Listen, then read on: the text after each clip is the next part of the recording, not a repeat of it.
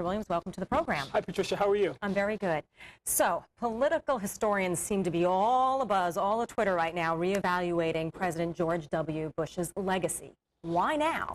Well, last Thursday, President Bush's official portrait was unveiled at the White House. And this is an opportunity for historians, of course, to look back 4 years later and say, what's the report card on President Bush as a leader? What did he do well? What didn't he do well? And how have we, now that 4 years have gone by, how do we evaluate his presidency? Well, how do you think that these things unfold? Like, what determines really someone's legacy like this? A number of things, but most importantly, generally, foreign policy and domestic issues in the lens of the leadership that that political administration or that president displayed. So if we look at the 20th century, for example, some of the most popular presidents, some of the presidents who history has been very kind to, Ronald Reagan, John F. Kennedy, Franklin Delano Roosevelt, Theodore Roosevelt, largely have those reputations because of the impact they were able to make in those two arenas, the foreign policy and domestic policy. So it doesn't really matter how popular they were or not when they left office?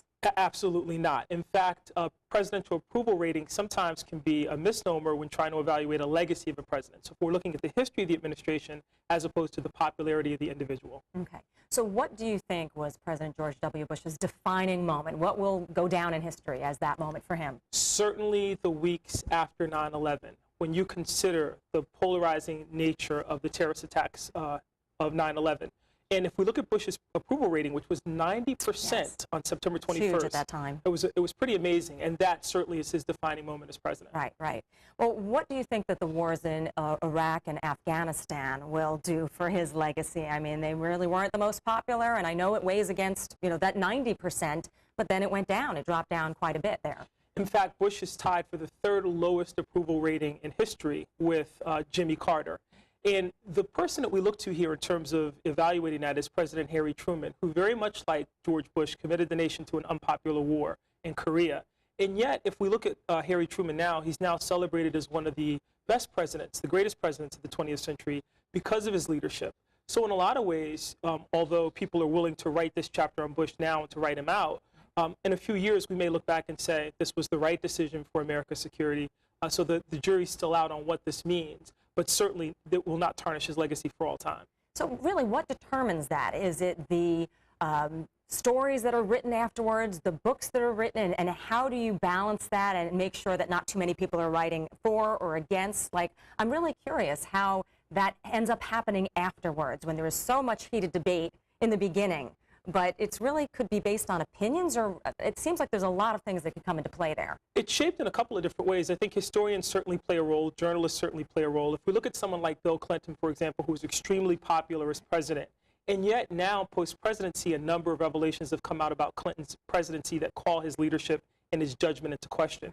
The same with John F. Kennedy, who was extremely popular when in office. Approval rating highest peaked at 80%. And then post-presidency, revelations about his character that call that into question. At the same time, we have to distinguish between what happens with the president post-presidency, someone like Jimmy Carter, who's been very active and whose reputation has basically improved, but not relative to what he did as president, relative to what he's done in terms of his humanitarian initiatives post-presidency. Right. It's been said that now more than ever before, Republicans and Democrats are just huge chasm, more divided than ever in history. How do you think that that in itself could impact his legacy? Well, it's interesting because typically it doesn't. You see, for example, take someone like Ronald Reagan, who was polarizing at the time for Democrats. And yet Reagan, whose approval rating was 68% at its highest, is now also regarded as a president who showed tremendous vision. Another good example is Lyndon Johnson, who dealt with another war, which was terrible, a tragedy in Vietnam. And yet when people look at Johnson on the domestic front, here's another president who made tremendous strides, had a great impact. And certainly his leadership in civil rights was unparalleled for that time. So again, I think the great process of working this out in historical debate is that it gives Americans an opportunity to question what these moments mean, what these presidents meant, and also to reflect on our own lives at that moment. And don't you also think, though, sometimes in retrospect, we seem to gloss over or forget or edit, and sometimes we make things better than they actually were, and sometimes we make them not seem as bad as they were? Absolutely. We're very selective in looking at the history of our generations, of our lives.